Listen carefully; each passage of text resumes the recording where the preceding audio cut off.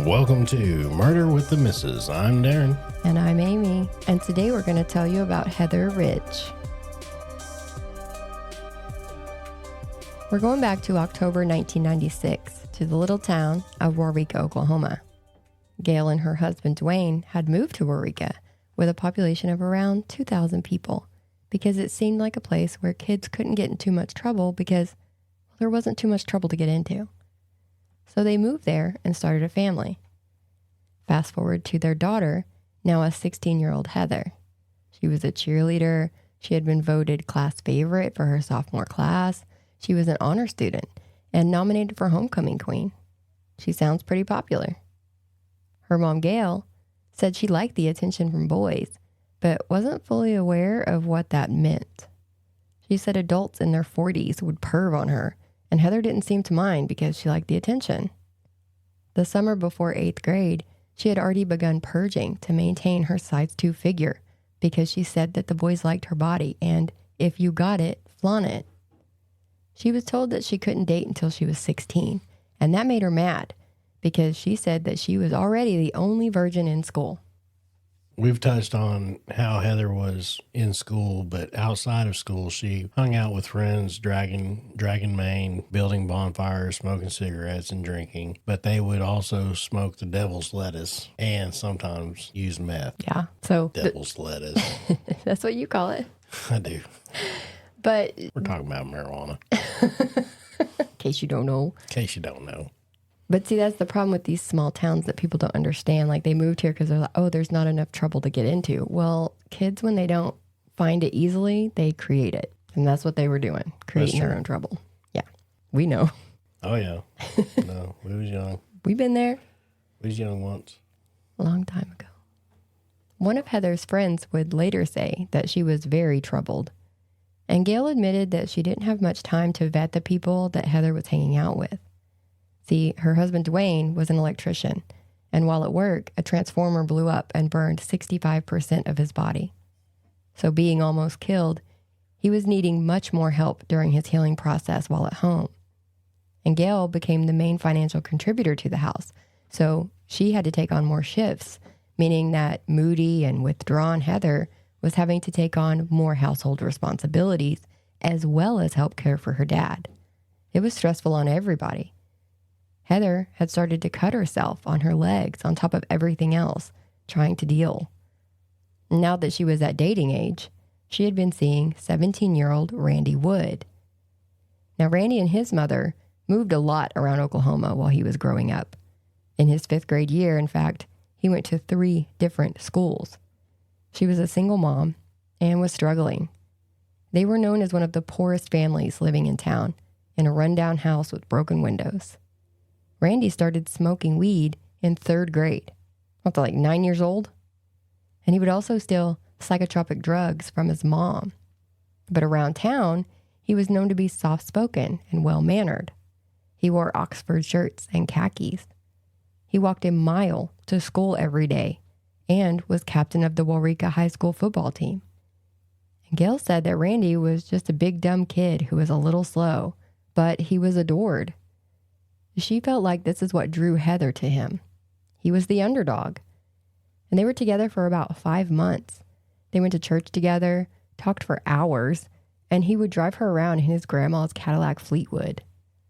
One time, while he was taking her to a dental appointment, he even let her drive. Now, that was one time, so she was probably not a great driver. Now, they never had sex, and most people thought that they were just friends. He hated that she was so flirtatious with other guys.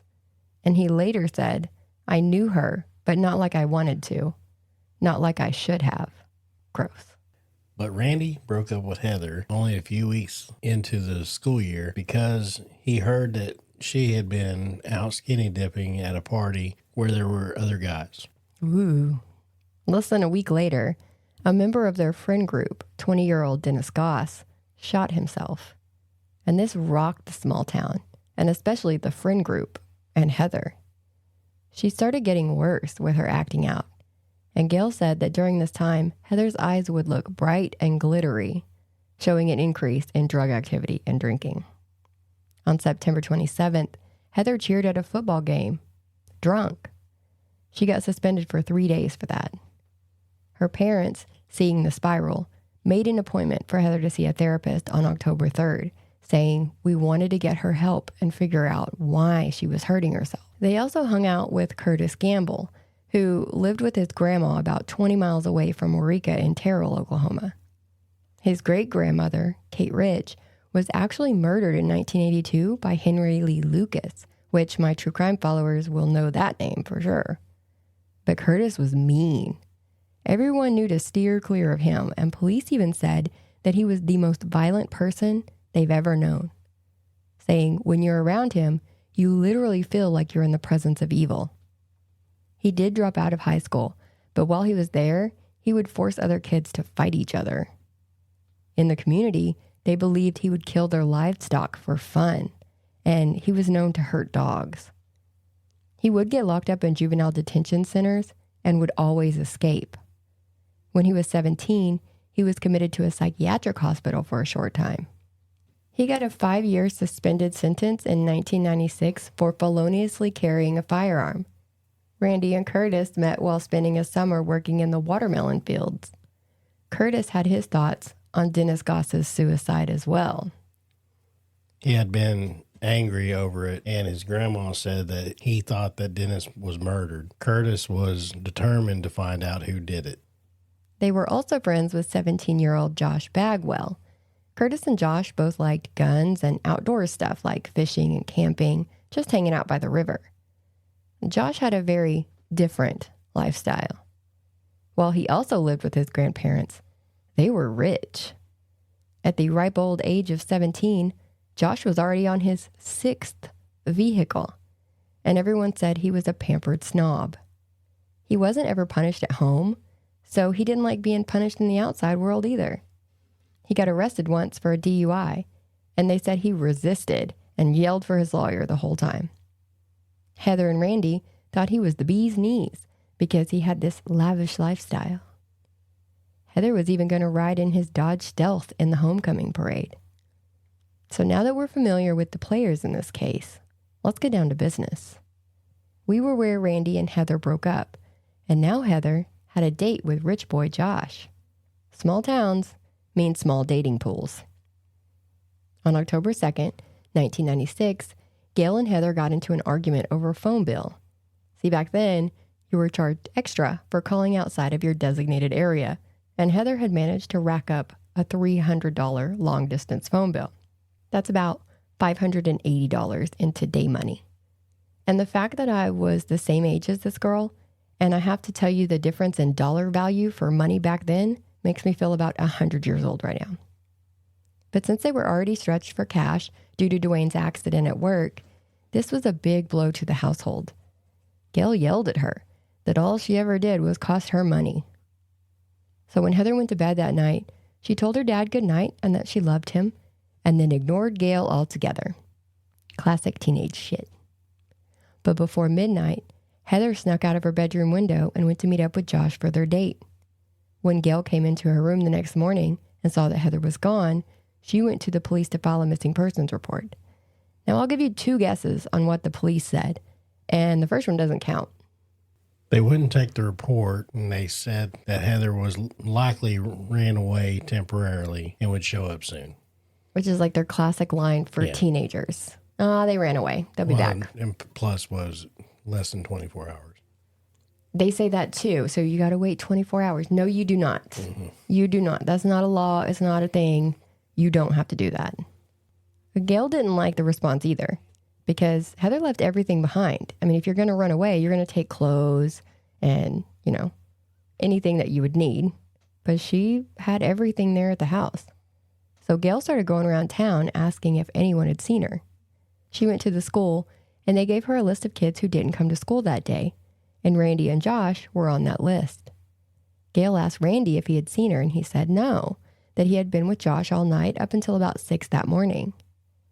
Josh, who was absent because he was on a 3-day suspension at the time, said he hadn't seen her for about a week.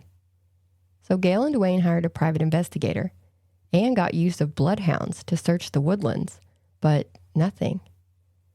On the evening of October 9th, A Texas rancher and his daughter came across something floating in the Belknap Creek, which is said to have been a backwater stream of the Red River. Waurika is in Jefferson County, Oklahoma, which is on the Oklahoma-Texas border. It's actually right next to Love and Carter counties. So if you want more small town stories, we've got some on those right there in Love and Carter counties with Molly Miller and Colt Haynes. When the rancher and his granddaughter, who I believe was about 7 years old, she was actually the one who spotted it because he didn't have his glasses on. He thought that this thing floating in the water was a deceased calf, so it is reported that he shot it twice so that it would sink. The next morning, it was still floating in the creek, so he went to investigate now that he had his glasses on, and he realized this was a human body. The body was a female, but she had been shot in the back of the head, so her face was unrecognizable. They feared that she had been thrown from the concrete bridge nearby, and someone used dirt to cover her blood on the bridge. Yeah, they were able to move some of the dirt around and find blood underneath it, so they had just tried to cover it up. Now, they were able to identify her by using a gold and diamond ring. This ring had been a gift to Heather for her 16th birthday, and she had been shot 9 times, once in the head, and then 8 times in the back with a shotgun. They didn't even let the family see the body because it was so torn up from all the gunshot blasts. She was buried on October 14th, and while they didn't know who did it, they figured it was someone she knew, so no one was allowed to touch her casket. Gail said it's because whoever did this would never be able to touch her again. Since she was believed to have been thrown over the bridge in Texas, Jefferson County, Oklahoma police were joined by investigators from Montague County, Texas, the FBI, and the Texas Rangers. They said that there was 20 state and federal level investigators who interviewed over 100 people in the days after the body was found. Investigators said there was a party culture up there, and kids didn't want to snitch. There was a code of honor and us against the police kind of attitude. They did get a tip that Heather snuck out of the house to go to a party at Josh's house, but Josh, Randy, and Curtis all said that she wasn't there. That the 3 guys had spent the night drinking whiskey and playing dominoes. But Gail said that Randy was acting sketchy. The night after Heather's body was found, Randy was named Homecoming King, and he was drunk. He gave an interview to a newspaper and gave cryptic responses. Forensic testing came in showing that based on the buckshot and wadding in Heather's body, it was likely from a double-aught Winchester shell from a Mossberg M9 shotgun. It was found out on October 1st that Josh's mom gave Carolyn down at Beaver Hardware permission to sell Josh and Curtis 4 boxes of that ammunition because Curtis owned a Mossberg M9. They talked to Curtis's grandma, who told them about Old Blackie, which is Curtis's shotgun. On October 24th, all 3 boys were arrested. Now, Josh was found with swords, assault rifles, which one had a bayonet attached to it, and a book on how to make a bomb. He had been reportedly telling friends that there wasn't enough evidence for them to be able to try him. And he exercised his right to remain silent when arrested and refused to take a polygraph. Curtis had told investigators prior to his arrest that the shells that they bought from the hardware store were for hunting. But when arrested, the cops took him out to where he had been hunting and there were no spent shells. And so it was literally like oh, there's no shells? Well, then I probably had something to do with Heather's murder. So strange. After that, he was extremely cooperative and seemed to enjoy the attention. His story was that Josh and Heather got drunk and they had sex for a couple of hours. Then Heather started flirting with both him and Randy. She passed out, and when she woke up for a minute, she was crying and screaming and then passed out again. Randy and Josh started freaking out about committing rape or attempted rape, so Randy carried her to Josh's truck. They drove into Texas, to the bridge. Then Randy shot her and made them help throw her ass over, is what the quote was. With Randy being the only one with a clean record, and the other boys' histories, along with Curtis failing a polygraph with his story, the cops didn't believe him.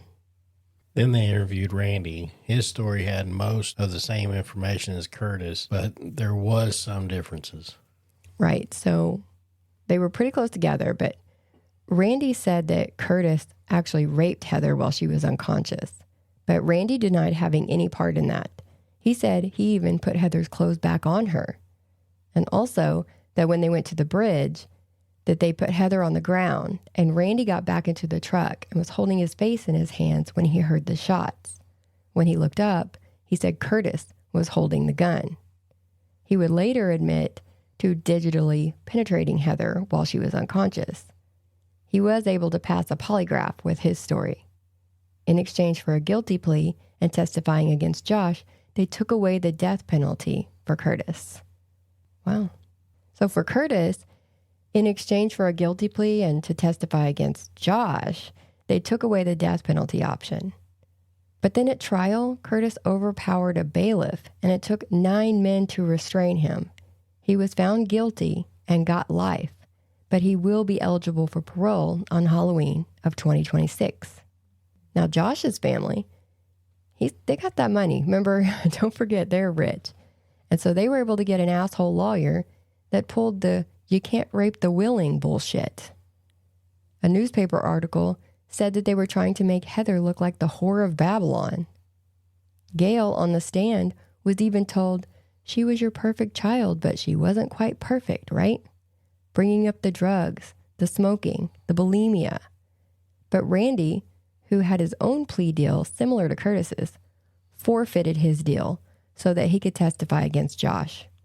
He knew doing this would incriminate himself and put the death penalty back on the table. But Randy said, "I wanted everyone to know I was telling the truth. I owed that to Heather and her family." He testified that Josh was fully aware of the plan to murder Heather and carried her to the bridge, weighed down her body, and helped toss her in the creek.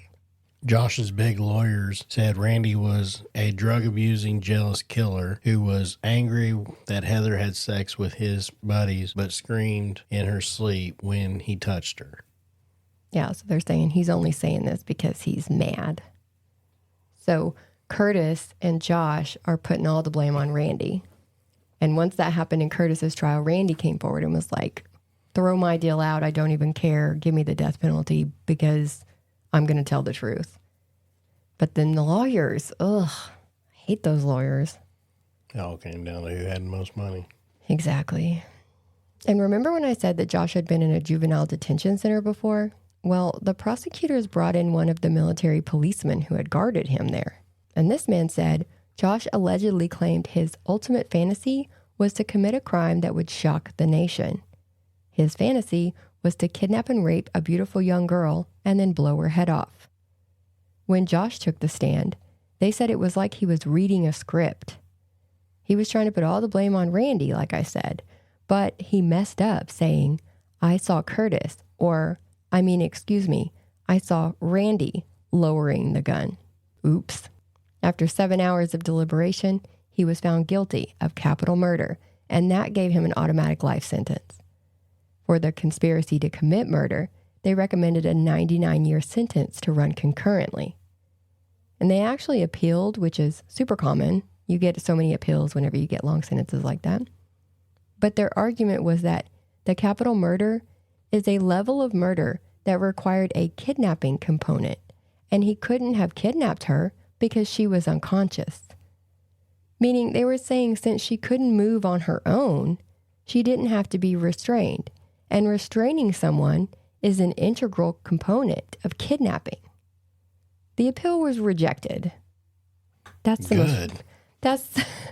just reading that again. That's so stupid. You took her across state line. Yes. Whether she was unconscious, whether she was conscious or unconscious, you took her across state line, which is the biggest no-no in committing crimes. Kidnapping is taking someone somewhere without their permission. Exactly. Or without them being of their own volition. I mean, I could go on and on. But to argue, this is why I fuck them lawyers. This is why I hate these lawyers. This is what happens whenever people have money and everything else. They think their shit don't stink, and then you know what? They finally get caught up in it. Oh, that just is so disgusting to me. You got Murdaws. That's another good one. Thought they had it all. Thought they had it all. Yep. Thought they couldn't be touched, and guess what? Touch. Got bucked. Get bucked. Okay, so now Josh will be eligible for parole in November of 2036. As for Randy, he went on to reject multiple deals because he refused to say that he killed Heather or had any part in knowing that that's what was going to happen. His testimony was that the three boys were supposed to pick Heather up at the church parking lot across from her house at midnight, but she wasn't there. They tried to knock on her window lightly, but she didn't answer, so they just left. But when they got back to Josh's house, Heather was sitting on the steps of a travel trailer that was in the yard. The four of them hung out in the trailer, drinking and listening to music. And Josh and Heather started making out, so Curtis and Randy left and went to drive around for about an hour. They came back, and Heather was upset that she had had sex with Josh, basically in Randy's face. So she was apologizing to him, and then she passed out. Curtis raped her, and Randy digitally penetrated her. Heather woke up screaming. Curtis was worried he would be tried for rape. They put her in the truck and went towards Texas. They stopped at the bridge where Curtis ordered Josh and Randy to take her out of the truck, likely while he was loading the gun. Randy helped lay her on the ground. Then he got in the truck and put his head in his hands like he said, and Curtis shot her. So that's Randy's story. He would be found guilty of capital murder too, which, as mentioned, is automatic life sentence.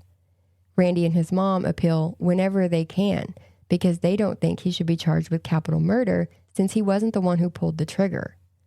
He will be eligible for parole in November of 2036, just like Josh.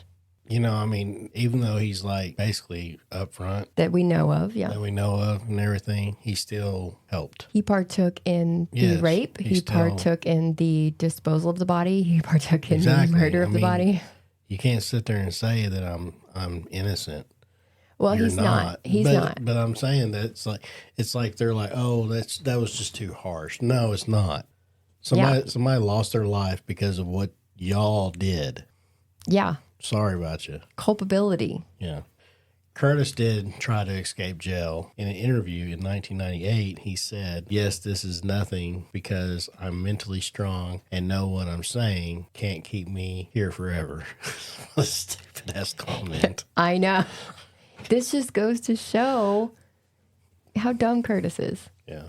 He's dumb, but he thinks he's Superman. It just, ugh, this kid. Is he the one with the money? No, that's Josh.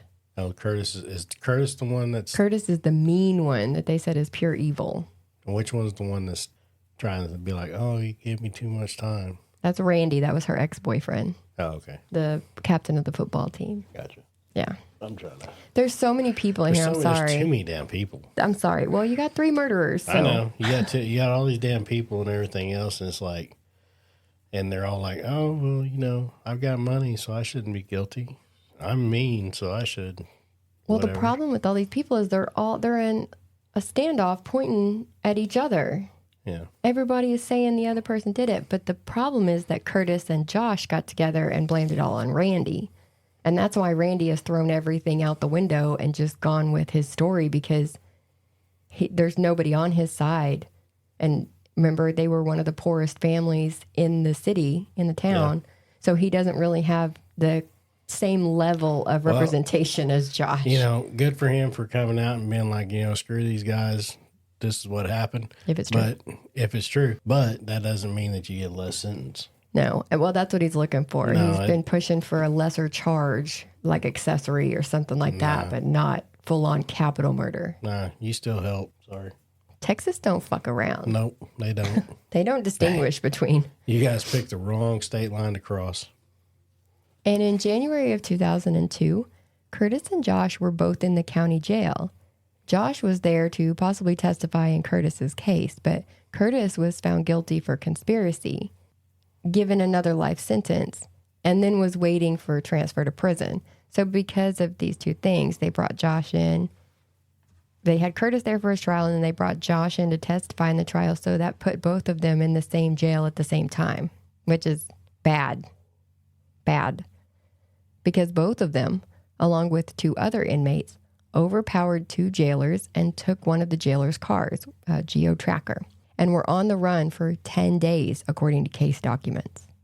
Apparently, they went to Dennis's house. Remember, Dennis is the friend that committed suicide?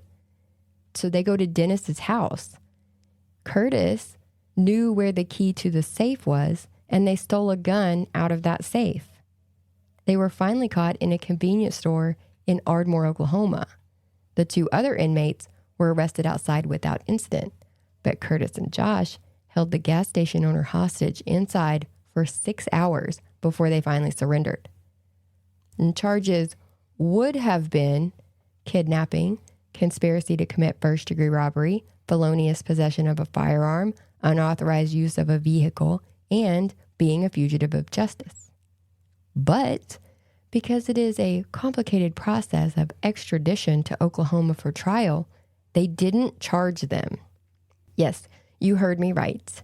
The DA did say that since they have not indicted them on any of these charges, should they be paroled in Heather's case, the DA said it would be done if necessary because, quote, no matter what happens next, Curtis is not going to be let out of prison.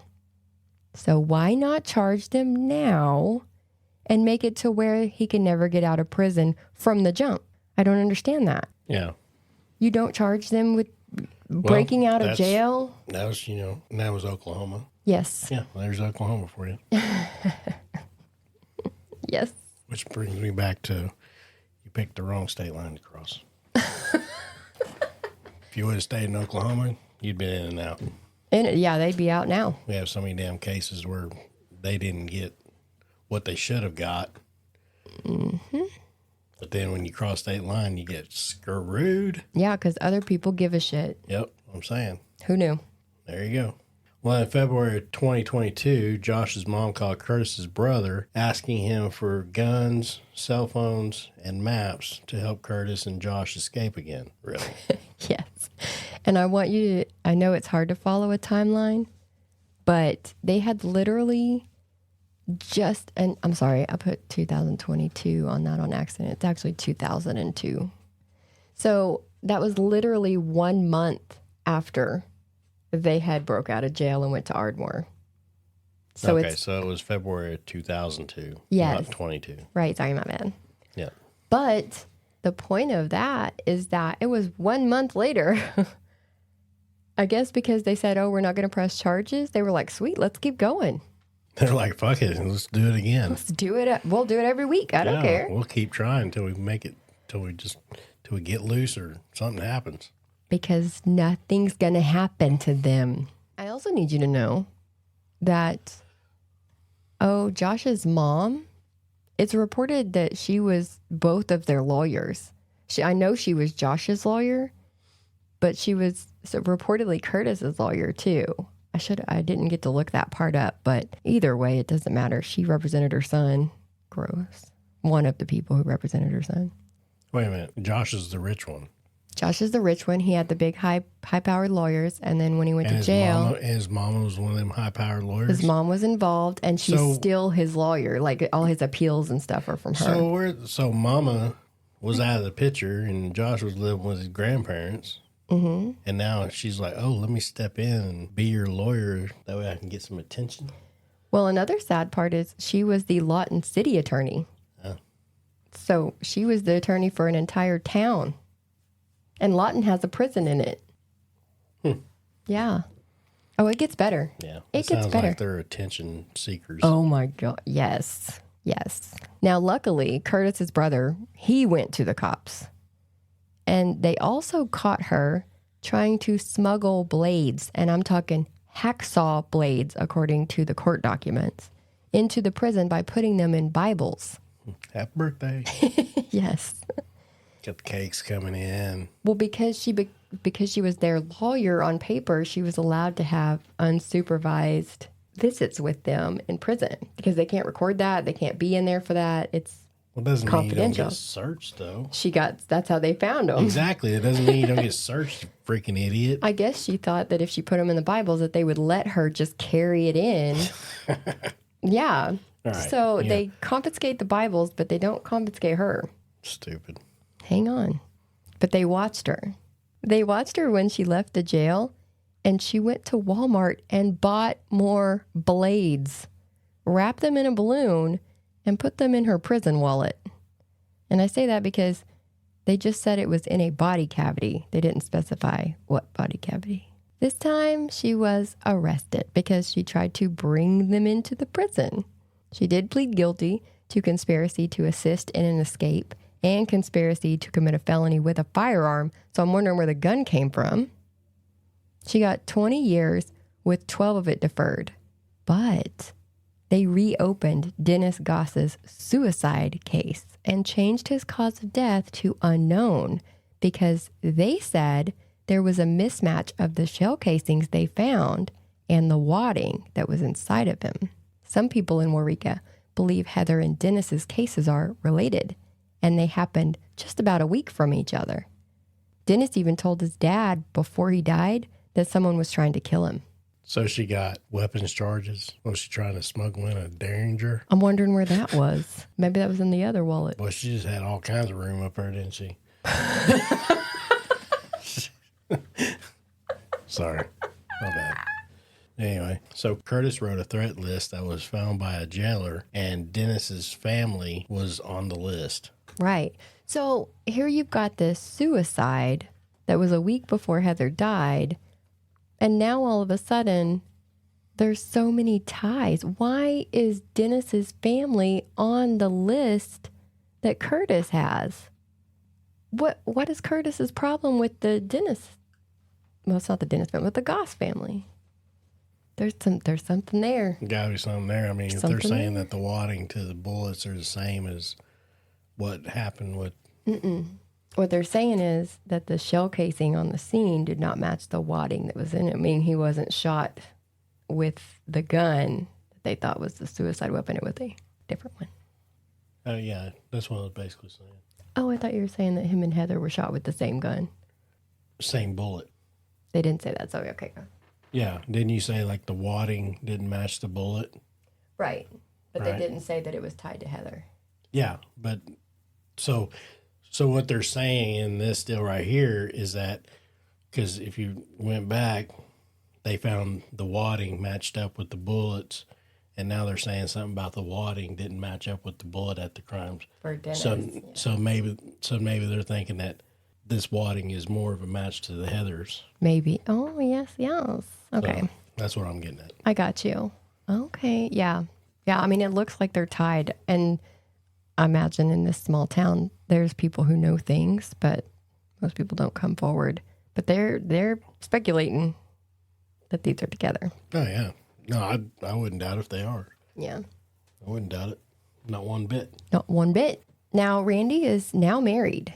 And over the years, he, his mom, and his wife have tried to get his sentencing and charges reduced, as well as to get the state laws overturned that allows minors to be tried as adults, because they don't think that Randy should have been tried as an adult at 17. But you commit an adult crime, guess what? Yeah, you do adult things, you get Adult time. Yeah, you get adult punishments. That's right. And Gail tried to sue Carolyn. Remember Carolyn at the hardware store? She sold them the bullets. So Gail tried to sue Carolyn and the store, saying that she negligently delivered and or sold the ammunition to Josh and Curtis, and her negligence was the proximate cause of Heather's death. Yeah, it didn't fly because... That's kind of reaching. I mean, because she didn't know what those boys were going to use it for. And that's what they said. They said she had no way of knowing that it was going to be used to kill somebody. Plus, ammunition is not an offensive weapon. If she had sold them a gun, that might be different or something to look into. But selling bullets doesn't mean that you're helping someone murder somebody. Well, besides that, in Oklahoma, you got to be a certain age before you can even purchase a gun. Right, but in this case, background checks, but they can buy bullets. Well, they actually had to get permission. Remember? Yeah, but But what I'm saying is too is like unless they're sitting there and acting suspicious, because anybody can turn away anybody. Yeah. So unless they was acting suspicious, then there showed no reason not to sell them the bullets. And plus, like I said, they got permission from his grandma to buy the bullets. Yeah. She gave Carolyn permission to sell them to him. Oh, okay. So, I mean, now you've got, like you said, you got kids who aren't acting suspicious. There's a lot of hunting that happens around here, a lot of hunting, fishing, all that. So it's not out of the realm for two 17-year-old kids to want to buy some shotgun shells. Yeah. Not around here. It might sound weird coming out of my mouth, but around here, there's a lot of hunting. This is what we do. Oh, yeah. But either way, that case was dismissed because they obviously felt the same way. They said there's no way. And sadly, Gail and Dwayne have both passed away, but at least they got a little closure on Heather's murder. Yep.